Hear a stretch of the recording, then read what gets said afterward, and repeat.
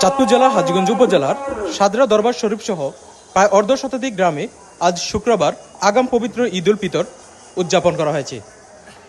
সকাল ৯টায় সাদরা দরবার শরীফ মাঠে প্রধান ঈদের জামাত অনুষ্ঠিত হয়, যেখানে ইমামতি করেন পীরজাদা আল্লামা জাকারিয়া চৌধুরী আল মাদানী। এছাড়া ৯:৩০টায় সাদরা হামিদিয়া ফাজিল ডিগ্রি মাদ্রাসার মাঠেও আরেকটি জামাত অনুষ্ঠিত হয়। ১৯২৮ সাল থেকে এই প্রথা চলে আসছে, যেখানে মুসলিম বিশ্বের সাথে মিল রেখে রোজা ও ঈদ উদযাপন করা হচ্ছে। হাজীগঞ্জ, ফরিদগঞ্জ, মতলব ও কচু উপজেলার বিভিন্ন গ্রামে ছড়িয়ে পড়েছে এই আগাম ঈদের আনন্দ।